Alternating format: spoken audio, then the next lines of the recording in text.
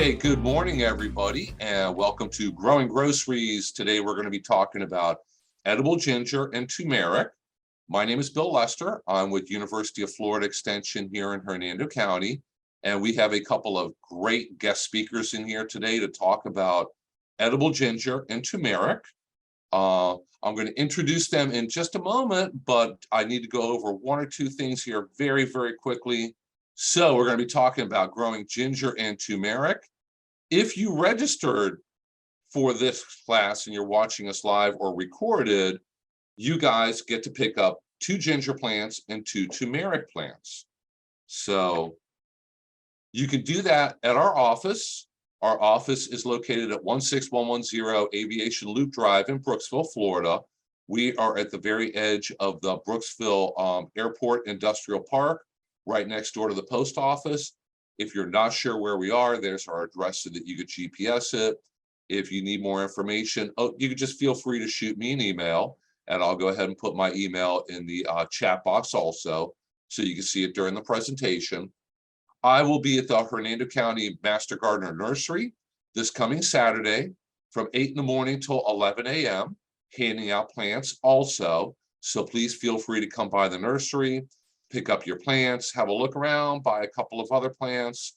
If you've never been to the nursery, it's a great place to get Florida-friendly plants and native plants.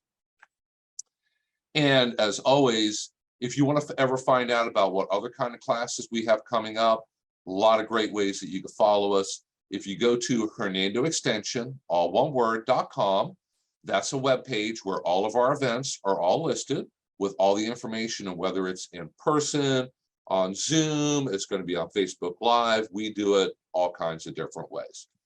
Follow us on Facebook, and our short name on Facebook is Hernando EXT.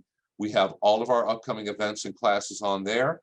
And thank you in advance for completing our surveys, because as a part of these classes, I will eventually send you a very, very brief survey.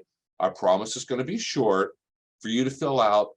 It gives us a lot of really valuable feedback about how we're doing, and we want to make sure that we're being of benefit to you with these classes that involve teaching people different things that you can grow in your yard to help strengthen your own personal and family's food systems. And we also try to throw in plants to help get you started also. So as always, if you ever have any questions, the best way to get a hold of me is by email, wlester@ufl.edu, or you can call our office. There's our phone number right there. I'll put all this information in the chat box at some point during the presentations also, so that you can see it. So let me stop sharing there, and let me go ahead and introduce our first speakers. I have a really special guest here.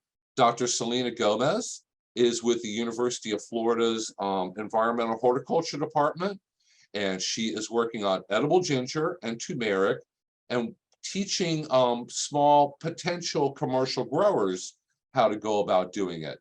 And Dr. Gomez is going to have her grad student, Nathalia, go ahead and give the presentation. So, Selena, it's all yours. Let me turn it over to you. Thanks, Bill. Hi, everyone. I'm actually here just to introduce Natalia. She's the star for today's presentation. She is a second-year master's student, and she's working on a project that's been funded by the Florida Department of Ag and Consumer Services. She's conducting multiple experiments for the production of ginger and turmeric here in the state of Florida. And we're actually working with universities across the U.S., a few other places, to see if we can identify varieties or methods of producing these crops locally. And Natalia's presentation today is about just giving you tips on how to successfully grow these crops at home. So welcome, Natalia. Thank you, Dr. Gomez, and thank you all for being here. Let me just start by sharing my screen. We are a little bit ahead of ourselves right now.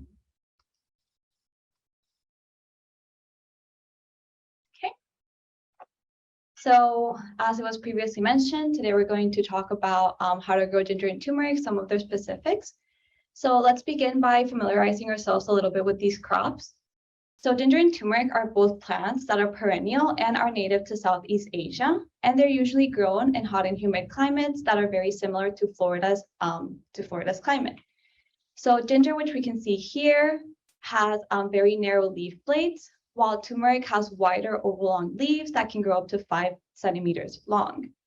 And since these plants are usually grown in hot and humid climates, they tend to grow at optimal temperature. Let me just get a pointer real quick. At an optimal temperature that's between 80 to 90 degrees Fahrenheit.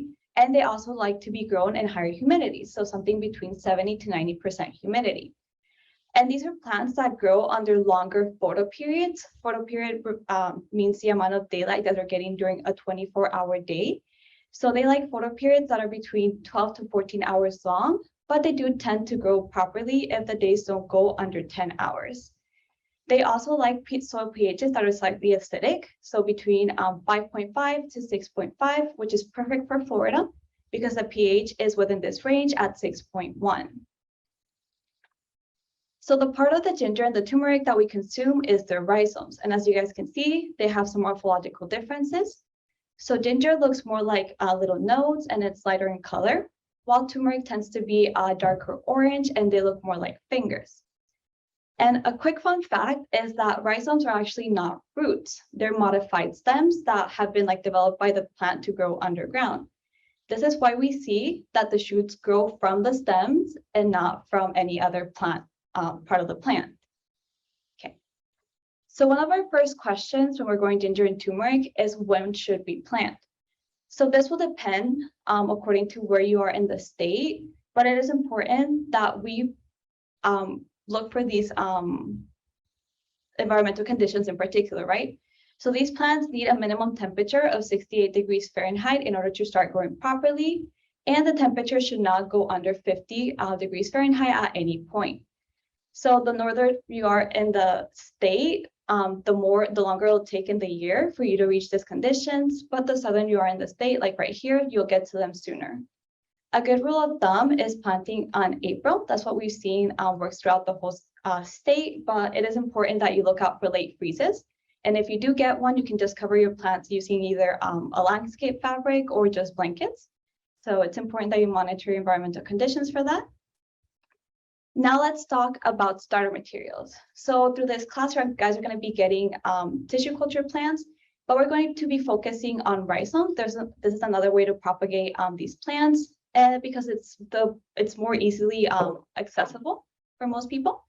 So we can usually get them from supermarkets or other markets like local ethnic markets and farmers markets, general e-commerce sites, and specialized retailers. So all of these sources have their pros and cons, and we'll go into them because it's really important to have a good starter material in order to grow these plants properly. So when we look at markets, the pros are that you're getting a good edible grade rhizome, right? You know it's a good quality, that's why it's being marketed. And since mainly the ones that come from supermarkets are imported, then you can get them year round. The cons is that there are a lot of varieties of ginger and turmeric that you can get. However, you only have access to one through the supermarket and you usually won't know which one it is because they won't tell you. And another thing that we've noticed is that turmeric is not as widely available as ginger. So for example, I was looking for some rhizomes earlier in my project, and what I noticed was that I could find ginger almost anywhere, but I couldn't find turmeric as easily. And the places where I found it, there were very little rhizomes, and because there's not that much plant material available, they sold for really expensive. So in this place in particular, they were selling for $15 a pound. Another thing to note is that rhizomes that you buy in the supermarket are usually treated with wax coatings or growth retardants in order to extend their shelf life, sorry. So it's important to soak them overnight if you want to have active growth from them at some point. So let's move on into these e-commerce sites. So the good thing about them is that there's many places where you can buy them from, and they usually have multiple providers as well. So you can get a wide range of varieties that can be found all year round. The issue with this is that there's no way to ensure that you're getting a good quality rhizome, right? So it's going to be a hit or miss depending on where you buy from. And not all ginger and turmeric plants are edible. So the easiest way to tell edible ginger and turmeric plants from the ornamental ones is through their flowers. So if we look at edible ginger, we can see that the flowers are not as attractive as the ornamental ones, and they tend to remain green throughout the season. When it comes to turmeric, it's a little bit harder because both the edible and the ornamental plants have very attractive flowers. However, the flowering of edible turmeric is very inconsistent. So if you're going to see them marketed online, they're not going to be really marketed through their flowers because they don't have that ornamental value. Okay, so now let's talk about specialized retailers. So these are retailers that mainly just grow ginger and turmeric. And these two are actually based here in Florida. And this is the route that we usually go because we know that we're going to get great quality rhizomes that have consistent plant genetics. And we know that genetics is really good because that's going to determine how much your plants yield and how good the qualities of the rhizomes is. The issue with this is that since we have limited suppliers, there tends to be very little rhizome availability, and they can only be available during certain times of the year. So it's really easy to miss the market window for when to purchase. Okay. So regardless where you get your rhizomes, you usually get a bigger chunk like this, and then you can cut them into smaller pieces. These pieces can range in size. We've actually been able to grow plants successfully from rhizomes that are about 12 grams, but we do know that rhizomes that are bigger, for example, rhizomes that are between 20 and 30 grams, are going to grow more resilient plants that will produce better. So if you can go with bigger rhizomes, we would recommend that. And here are some tips to follow when you're dividing your rhizomes. So make sure that you keep the cut small. So for example, if you have this rhizome right here, we would want to focus our cuts on little pieces like this instead of cutting across the rhizome. Sanitation is also very important. You want to make sure that you're cleaning your knife every few cuts and that you sanitize your cut rhizomes afterwards. So we do this by dipping them in a 50 parts per molar bleach solution. So we make it by adding 11 milliliters of bleach into 5 gallons of water. And after you cut your rhizomes and you sanitize them, it's also important that you allow them to dry for a few days. And this is where it's important to keep the cut small because smaller cuts are actually going to be able to dry better. Because if they don't dry properly, then you're going to have mold formation. And then if you were to plant this rhizome, you'll get you'll get lower plant establishment, and you don't really want to lose that starter material. So something that we recommend before planting is pre-sprouting. So the way that we pre-sprout the rhizomes is that we fill flat plastic trays with a commercial substrate, and then we wiggle the rhizomes in there to make sure that they're having good contact with the soil, at least at the bottom, because then the bottom is where the roots are going to come out of. And then we put them indoors in areas where we can keep the temperature higher. And then we also make sure that the substrate where the rhizomes are growing is moist throughout the whole sprouting season. So a study that was conducted by a group actually found that the optimal temperatures for sprouting ginger is 81 degrees Fahrenheit and 86 degrees Fahrenheit for turmeric. And when the rhizomes were put at this temperature, they took 29 to 31 days to sprout.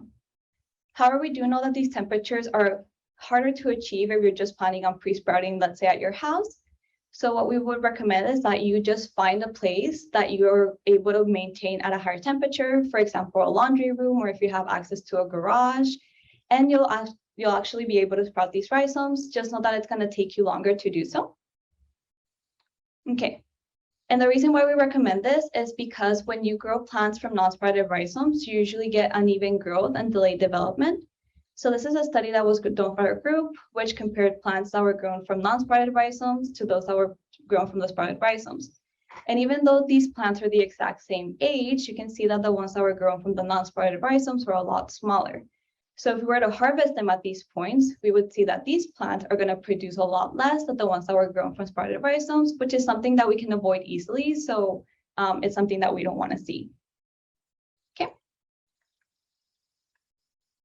So now the temperature is optimal. You have your pre-sprouted rhizomes.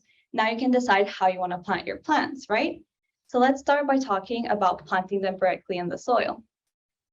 So if you want to plant directly in the soil, it's important that you amend the soil with organic matter because ginger and turmeric are plants that like having high levels of organic matter, which is not naturally produced by Florida sandy soil. So you can do this either by incorporating soil manure or compost. They don't have to be these brands. They're just some that we found online as examples. Another thing that you have to take into consideration is that when you grow these plants, they're going to be exposed to weeds, as you see here. And getting weeds under control before you plant is very important. If not, then you're gonna drown your plants with the weeds, and then you'll have very poor plant establishment. So make sure you eradicate them before planting. And then throughout the season, you can kind of get rid of the issues with weeds by covering your soil. So this can usually be done by using a weed cover or a landscape fabric, or if you want to go with a more easy, affordable option, you can use mulches like the ones that you see here. And mulches are usually produced here in Florida, so that's why they're so accessible and affordable here. When it comes to how much you need to space your plants, it will really depend on how much space you have and how many plants you want to grow. So you can plant them as close as 4 inches close to each other, or you can space them out to about 15 inches. The thing that you have to consider is that these rhizomes grow horizontally and not vertically. So providing them with enough space will actually allow them to have more room to expand and produce better. So now let's move on into growing in pots. So a good thing about growing these plants in pots is that rhizomes are very prone to soil-borne diseases. So when we grow them in pots, we're really just taking away that contact of the rhizome with the soil. Something else that is great is that this enables us to use various substrates. So when you're choosing a substrate to grow your ginger and turmeric plants in, we usually recommend that you use a substrate that has a wider particle size. And this is because the rhizomes require higher levels of oxygen availability in the substrate in order to grow properly. Another benefit of using soils with bigger particle sizes is that if you're growing these plants in an environment that has a lot of rain, they'll also be able to drain better and they won't get as waterlogged. So the way that we plant in pots is that we usually use 5-gallon pots and we put 2 rhizomes per pot. And this is based on a study that was run by our group that found that growing ginger and turmeric plants in medium-sized containers compared to larger-sized containers actually produce higher yields. And in turmeric, we actually didn't see any effect in the size of the pots. Also, when you plant a higher density, which is more than 1 rhizome per pot, you usually get yield increases by 42%. And this is because of what we mentioned earlier, right? These rhizomes grow horizontally and not vertically. So there's really no need to use bigger pots that are going to cost more and require more materials when you're either getting the same amount of yield or even better yield using medium-sized pots. Okay. So now let's move on to talk about proper fertilization, right? Because proper fertilization is very important to grow a good crop of ginger and turmeric. However, there's not going to be a one-size-fits-all approach to fertilizing because this is going to depend a lot on what substrate you use or on your environment specifically. So what we've seen through a project that helps is using both controlled release fertilizers and water-soluble fertilizers. So this Osmocote right here is an example of a fertilizer that we're using for one of our trials. So since release control fertilizers are usually effective for 4 to 6 months after planting, then we do 2 applications throughout the season, usually at planting, because the rhizomes require proper fertilization in order to establish themselves, and then 4 months after planting, because that is pretty much at the middle of the production cycle. So these fertilizers are usually bought at specialized retailers like big greenhouse stores. So if you don't have access to them, you can also just find more commonly available fertilizers, as long as you look for some that have lower levels of phosphorus than nitrogen and potassium. So here we have an example of it. This is Miracle-Gro that you can just find in any store.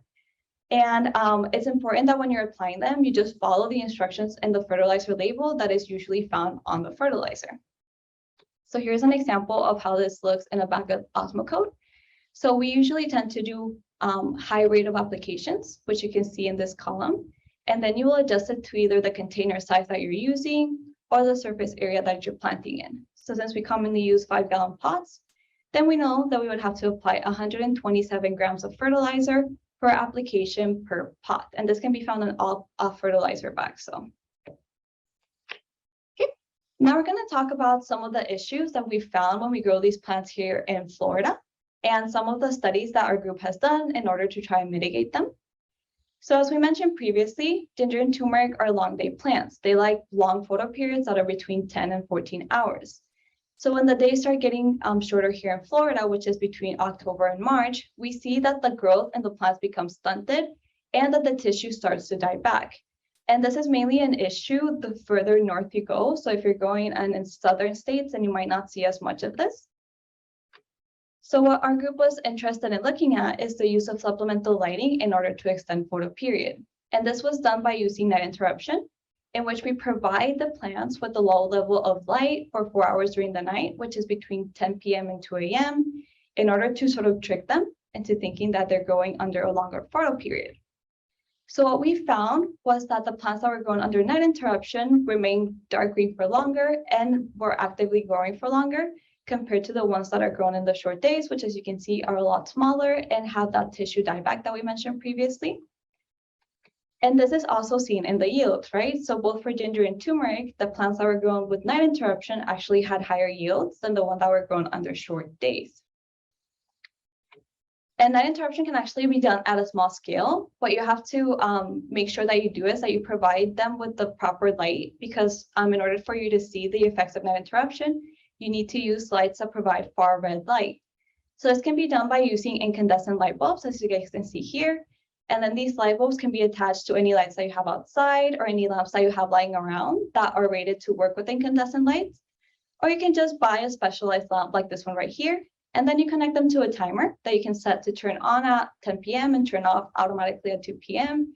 And since you're providing very little amounts of lights, then using this won't really rack up your energy bill, and it's something that will help your plants in the long run.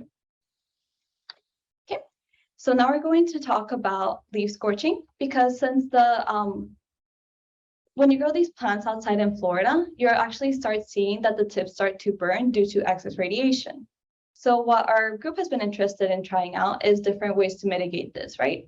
So one of the first studies we run was using 60% shade and comparing the plants to plants that were grown under full sun. And what we saw here is that there's actually no difference in this particular study between the plants that were grown in the full shade and the ones that were grown into full sun when it comes to the rhizome yield. We did see that they were a lot healthier. And what we think happened here is that 60% shade is too much shade for these plants, right? They're still tropical plants. They need to have a high level of light, kind of.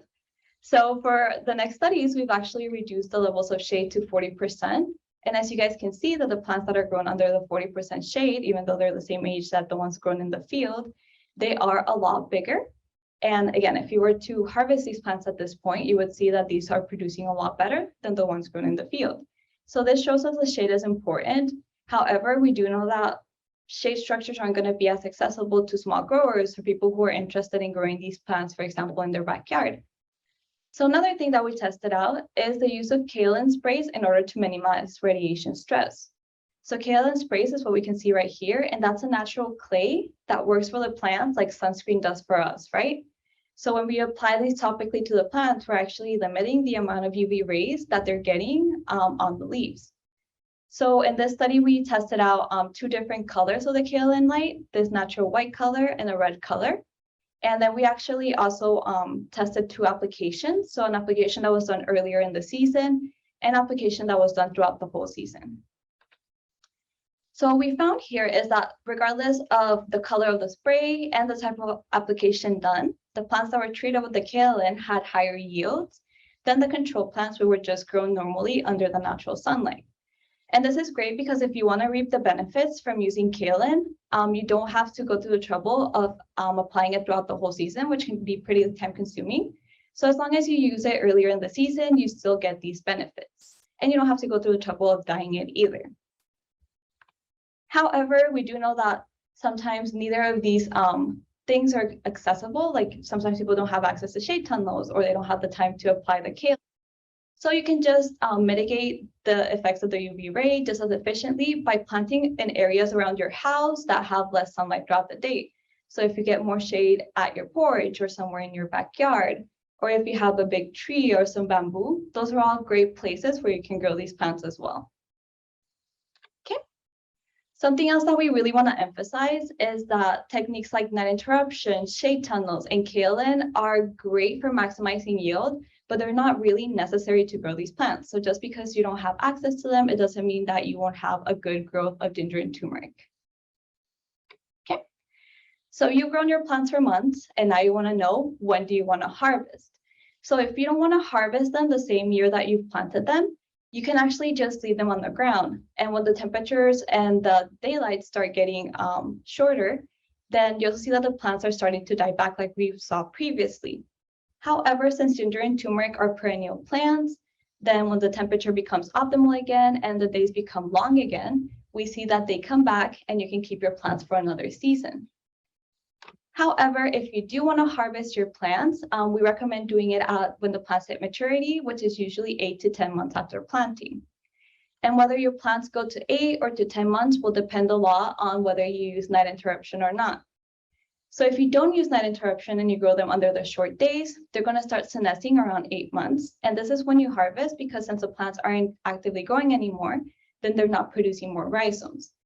And like we mentioned previously, you are going to get more reduced yield. However, this is still a great yield for personal consumption. But if you do use night interruption, you can actually expand the season for these plants up to 10 months. And then when you harvest, you'll get the maximum amount of yield, which you can see right here. So something that we want to mention is that growing ginger and turmeric throughout the whole season is pretty easy, especially here in Florida. They're very low maintenance plants. However, they can be very hard to harvest. And this is because the rhizomes grow underground, so they tend to really stick to the soil. So going from this big chunk of substrate to trying to get rid of all the soil to cleaning them enough to the point where they're edible can be very time consuming and labor intensive. But this shouldn't really dissuade you from growing these plants because you'll still have a healthy, delicious rhizome that was grown in your backyard. So this brings us to the end of our presentation. If anyone has any questions. Natalia, thank you so much. That was great. We do have one question that I see in the chat box. And if anybody else has any questions, go ahead and put them in the chat box. Just look at the bottom of your screen where it says chat and click on that and type your question in. But Kayla asks, would cleaning with ACV, and I'm not really sure what that is, or regular white vinegar and water not work to sanitize? So when you're talking about sanitizing the rhizomes before you plant them, could you use regular white vinegar or something other than bleach? You can use hydrogen peroxide. That's something else that we know works for it. I can't tell you for certain how effective white vinegar would be. I would say you can give it a try. But I think as long as you prioritize just letting the rhizomes dry after you sanitize them, then you can still mitigate a lot of the issues with mold formation. So,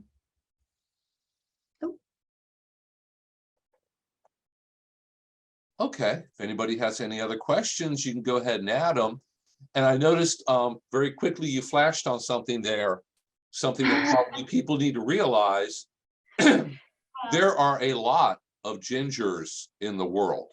There's a lot of beautiful ones that, I mean, we have some master gardeners that have ginger collections. A lot of them are beautiful plants, they flower. You don't want to be eating all of them. You want to make sure that you're only eating the proper edible ginger, not the ornamental ones. yes, so this is actually, we took it out just for the sake of time. But if you go on those e-commerce sites that I mentioned earlier, this is what you would regularly see. And the way that you can tell that a rhizome is edible, that they're selling actual edible rhizomes, is that they'll either show you the rhizome, they'll say culinary, or they'll have something that refers to them being USDA organic. But if they're not edible, then they're going to focus on the flowers, like you guys can see here. And the thing is that non-ornamental ginger isn't toxic for certain, but it's something that won't taste well. It doesn't have any medicinal properties, so it's not something that we really want to be eating. Okay, and we have another question here from Stacy. Do you have to harvest every year? Can you harvest a little bit at a time? You don't have to harvest every year, right? So if you don't want to take the plants out of the ground, since they're perennial, they're going to go dormant, but then they're going to come back when the temperature and the day length becomes optimal for them again. I have heard that you can harvest sort of the middle sections of your rhizomes. However, they do tend to clump together. So if you were to harvest just small pieces of it, you might cause too much damage to it and make them more prone to soil-borne diseases. So I would just recommend that if you don't want to harvest every year, just leave your plants in the ground, but don't try to harvest them by points because then you can cause damage to the rhizome and maybe lose your whole plant. Okay, and Teresa asks, what is the best way to store and what is the shelf life on the roots, the rhizomes? So the shelf life will depend. What we know from the research is that mature ginger rhizomes, they're better stored at temperatures between 12 and 14 degrees and at humidities at 75 degrees. So if you were to put them in your fridge, right, your fridge is about 4 degrees, I think. So that might be a little bit too cold for them. So if you keep them at the fridge, they're going to be marketable for less. You know, they're not going to look as good for as long as you want them to. But also, if you keep them at room temperature, you're going to cause a lot of water loss, right? So the thing is, you might not be able to reach these ideal conditions, so you might have to eat them a lot faster. But if you can find something that's between 12 and 14 degrees, that is perfect for them. Okay. Okay, that's all the questions I see on here. So Nathalia, thank you very much. I know I learned a lot. I took a few notes here for myself. So Thank you guys for listening to me. if you have any other questions, go ahead and put them in. And if you want to stick around, that'd be great. But now let me go ahead and introduce our next speaker, Lori Johnson. And Lori is from University of Florida Extension over in Lake County, Florida. And she is the Family and Consumer Services agent there. And she's going to talk a little bit about what you can do with your ginger and turmeric. So Nathalia covered how to grow it. And if you're thinking, well, now that I've grown it and I have all these beautiful roots, what on earth am I going to do with them other than eat them? Lori's going to cover some different ideas of how you can use turmeric and ginger. So Lori, it's all yours. Thank you. All right, thank you so much. Yes, I'm Lori Johnson. I'm the Family Consumer Science Agent, and I do a lot of health and wellness and nutrition programs, and also utilizing different herbs and spices and fruits and veggies. Excited to share you guys some ideas to get cooking in the kitchen once you have these items that you've grown. All right, so we'll talk about ginger first. So a great way to enjoy that fresh ginger is going to be by making your own ginger tea. It's very refreshing and very easy. Just peeling and thinly slicing some, boiling it in some water for about 10 minutes or longer, depending on the level of flavor that you would like from your ginger. So the longer you go, the stronger the flavor. And the ratio of 2 tablespoons of ginger to about 2 cups of water. And then you just take it off the heat, strain it, and you can add a little bit of honey. It's a great way to use some local honey and sweetness to your tea if you want. And that's just one great way to use ginger. Another way, we were just talking about maybe you can't eat it as quickly as you'd like, but preserving it to use it a little bit later. Can be by making your own ginger citrus ice cubes.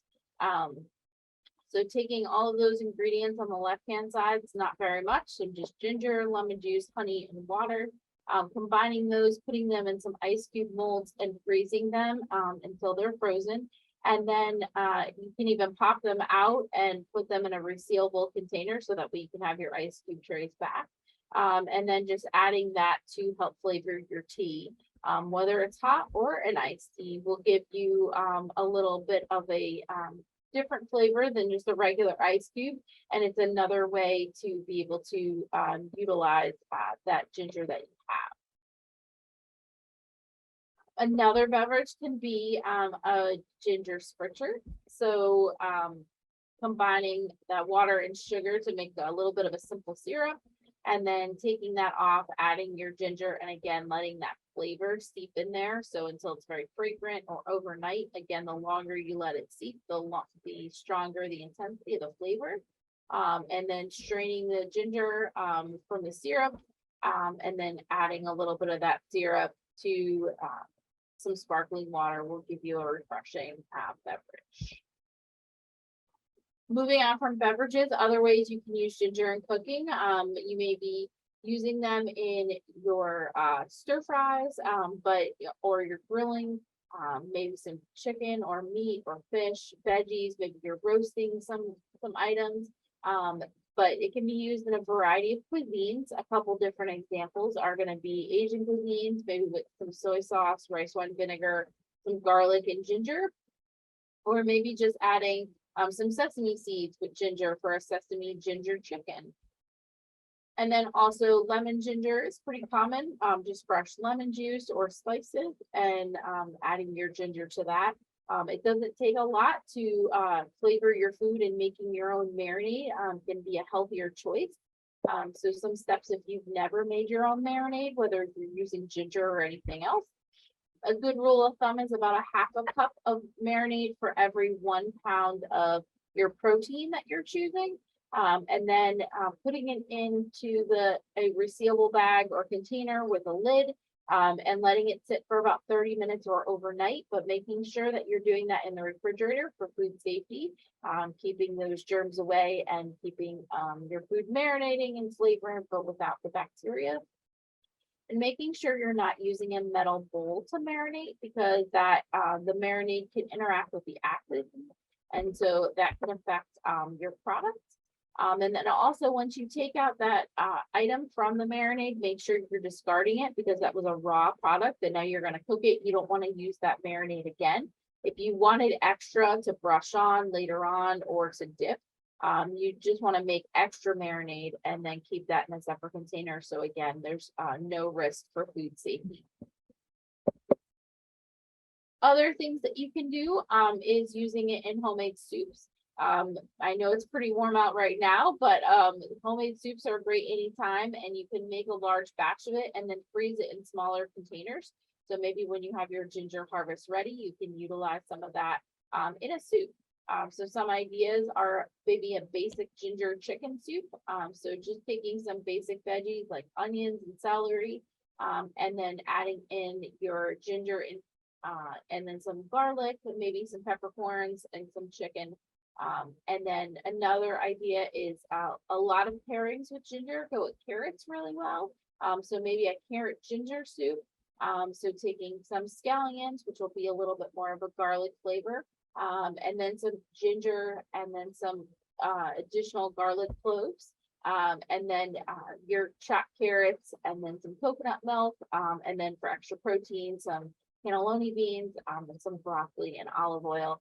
So there's lots of recipes online. I just gave you a couple ideas, and you can really mix and match items and really make your own at home. But making your own soups, just like your own marinades, will help decrease the amount of sodium, which is healthier for your heart. You control the ingredients, so there's not lots of sugars and salts and extra fats in there. So it's another great way of using what you have maybe in your garden, and blending that into a really nice soup. Another simple way to use ginger is in salad dressings. So salad dressings are very easy to make. Placing all those ingredients together and putting them in a jar and shaking them until they're well blended. So a ginger salad dressing could consist of some olive oil, some apple cider vinegar, maybe some Dijon mustard, honey, grated ginger, some sea salt, and pepper to taste. Again, making your own really lets you control the flavors that you enjoy, and that pair well with the foods that you're putting them with. If you've not made your own salad dressings before, a good rule of thumb is just to know the basics of the components of making your own salad dressing. So every salad dressing needs a fat, an acid, and a seasoning. So some examples of fat would be olive oil, mayonnaise, sour cream, yogurt, and cheese. And then your acid, lemon, limes, orange juice, or any type of vinegar. Many have rice wine vinegar or apple cider vinegar, but any type of vinegar works really well. And then seasonings, again, ginger, garlic, and any other dried herbs and spices that you have in your pantry. It's a good way of using those more than one recipe, is using them to flavor your salad dressings, and it can really enhance whatever you're adding that dressing to.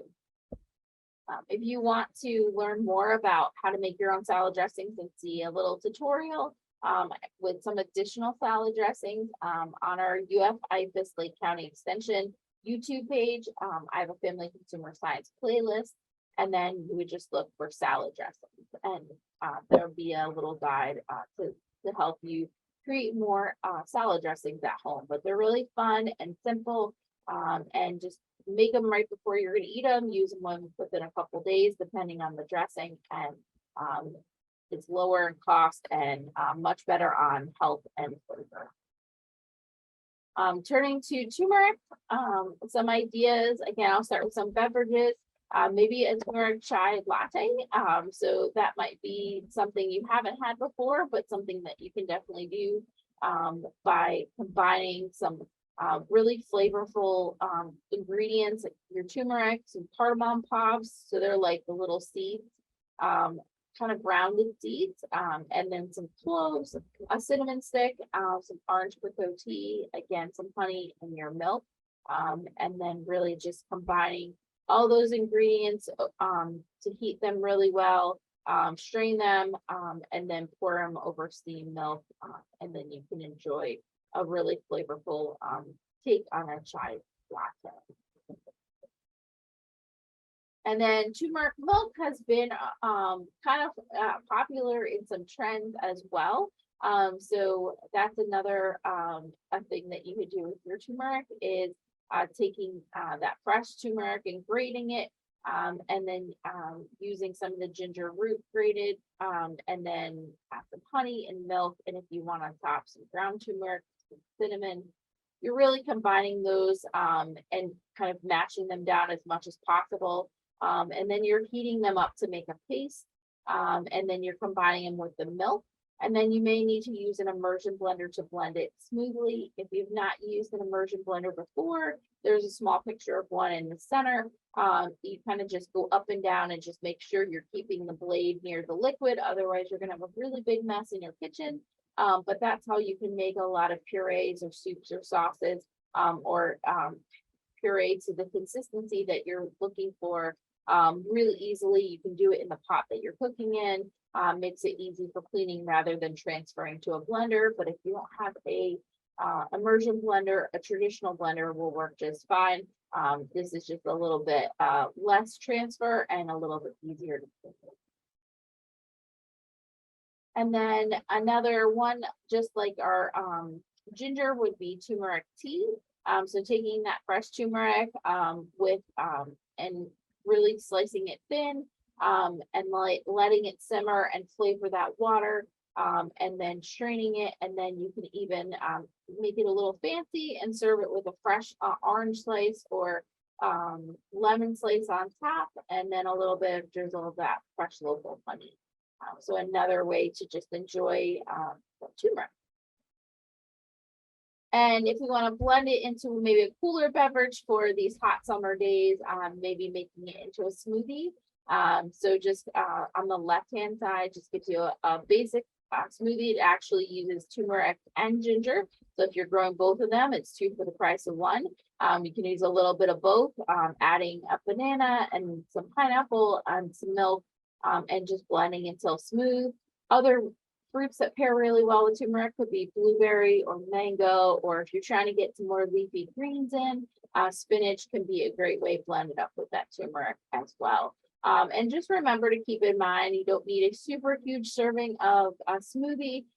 Keep it small, a cup or no more than 12 ounces to really make sure you're not over accessing on the amount you're having at one time. It's a great way to get in some milk and some fruit, but you don't want to get all your servings in a smoothie and then have other servings of it throughout the day. It has natural sugar, which is good for us rather than added sugar, but too much of anything without that balance in our day is not going to be good for us. So enjoy that smoothie, but keep it to a smaller portion. And then roasting is a really great way that we can combine a lot of seasonings and flavors.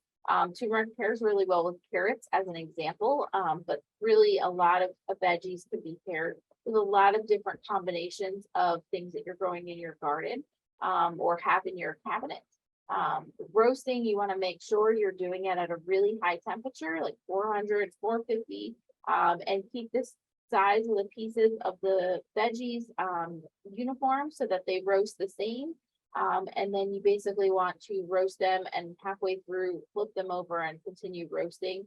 So depending on the quantity you're roasting could take anywhere from a half an hour to an hour. But some ideas for using this turmeric with our carrots can be combining our carrots with some turmeric, some fennel seeds, maybe some cumin seeds, some lemon juice and olive oil, tossing it in a bowl to coat it, and then pouring it on a single layer on a baking sheet, and then again, baking it at that really high temperature. And just will give our veggies a different flavor. So if you're not a fan of certain veggies, then you might want to try different herbs and spices like this combination, and it may turn you on to including more variety and enhance with flavor in your diet while you get some good nutrition. And then other ways, really, turmeric can just add a lot of color and spice. So we can blend it or grate it into different soups and stews using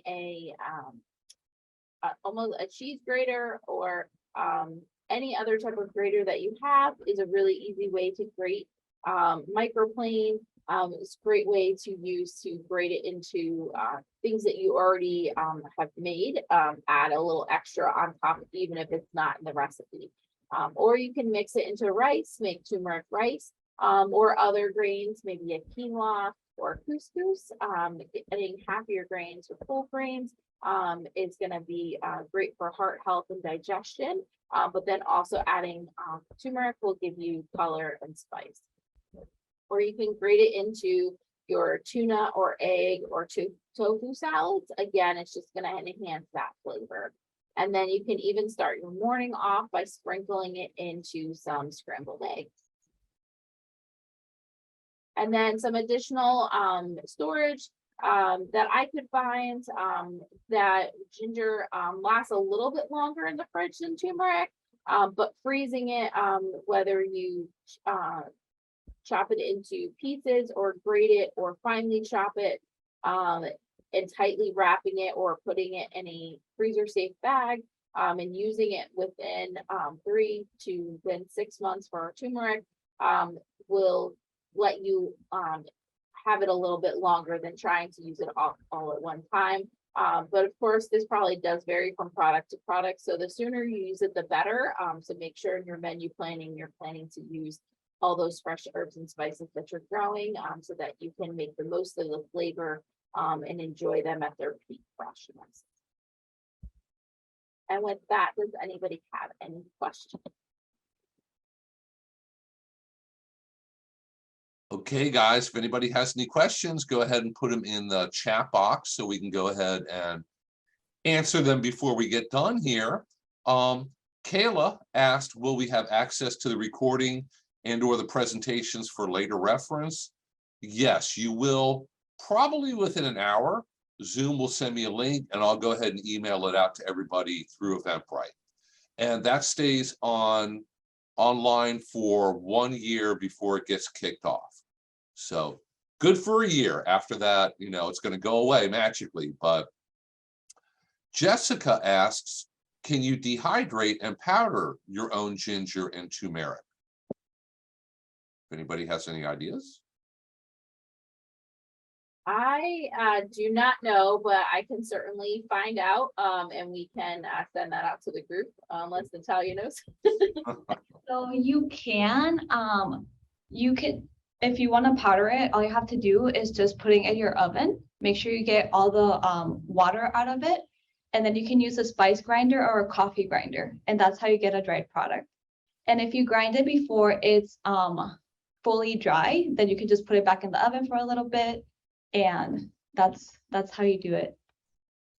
I know because I've grown and dried and ground a lot of hot peppers in the past, that if you have any kind of food dehydrator, you can dry them that way. You would probably want to slice it into really thin slices. If you take a large piece of root, it's going to take forever to completely dry to the center. So smaller pieces are better. Dry it thoroughly, grind it up I tell you what, it works great with hot peppers. And it's the same for ginger and turmeric. That's a great Okay. approach to take.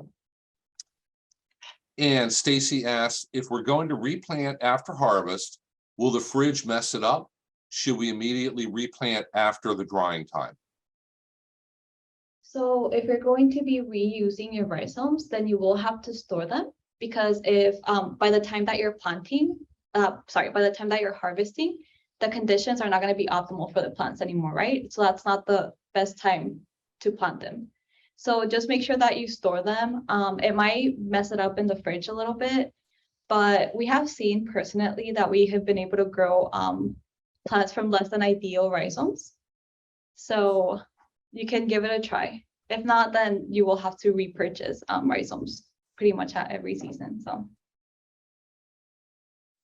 Okay, and Brenda says, sounds like some yummy ideas for using these items, talking about what Lori talked about. Yeah, I'm hungry and ready for lunch now.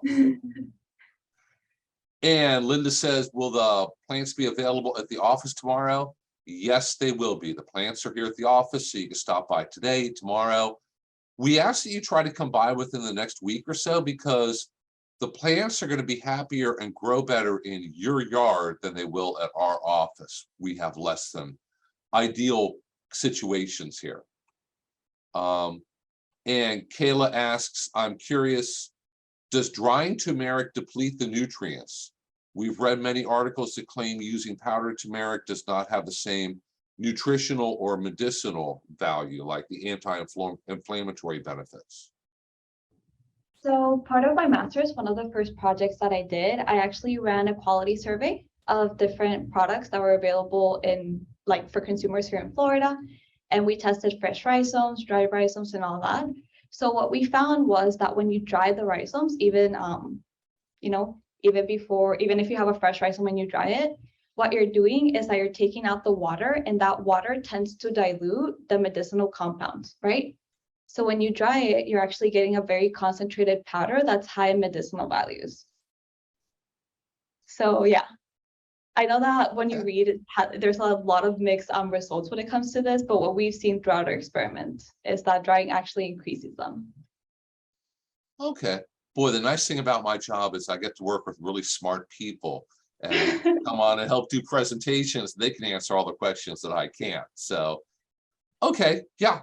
Kayla said that's very interesting. Thanks. So, yeah, it's really important, guys, that, not everything you read on the internet is accurate. You want to, make sure that you're following science-based information and not just, somebody's blog or personal opinion. Jessica says, thank you. So we have any other last minute questions here before we wrap it up? And oh my gosh, it looks like we stayed on time pretty well today also. Okay, I don't see any other questions. So let me say to everybody, thank you. To Selena, Dr. Gomez, who's probably not there at the moment. Nathalia, thank you so much. That was a really, really great presentation. You are obviously the expert on this topic. And Lori, as always, thank you so much for giving everybody some ideas about what they can actually do once they grow these plants successfully, which I'm sure they all will do. And everybody try to make it in soon to pick up your plants. And if you have any other questions at all, just shoot me an email, call the office, and we'll help you figure it out. Even if I don't know the answer, obviously I'm working with some really smart people that do know all the answers. So Jessica is asking, where is the office located? When I email out the link to this recording, I'll include the office's address once again. So we are at the very edge of the Brooksville Airport property. Right, I can look out my window and see Spring Hill Drive right next door to the post office. So I'll send you the exact address. You can put it in GPS. And Cliff, you're very welcome. Other than that, and you yes, guys are going to ma'am. be giving the plants out on Saturday at the Monster Gardener, right? Yes, I'm going to be there in person here in Brooksville, our Master Gardener nursery. I do have one thing to add, Bill. I Yes, don't know if ma'am. Natalia mentioned it because I Mhm. did step out for just a second, but the plants that you're handed out were propagated with through tissue culture. Mhm. And so what we've seen is that that first year of production, the rhizomes are actually very different to what you typically get in a store. You're gonna get thinner rhizomes. Your plants are a little less productive on that first year. If you save some of the rhizomes that you'll harvest this year from those plants though, and then you reuse them as seed rhizomes for next year, then you'll get back to normal to get the general bigger rhizome that Natalia showed in her pictures. Okay, okay, great. I've heard that also, that the first year for these tissue culture ones, you're not going to get a really big harvest. But for the viewers, it really is kind of a long-term thing to just kind of get a regular patch of it growing. And then ideally Exactly. every year you're going to be able to harvest enough for yourself and your family. Yeah, just don't be afraid or don't be confused if you see that you have thin rhizomes that don't look anything like the pictures you saw today. And if you have any, if you're confused or have any questions, just send pictures to me and I'll forward them to Selena. So. Okay, great. Thank you so much, everybody.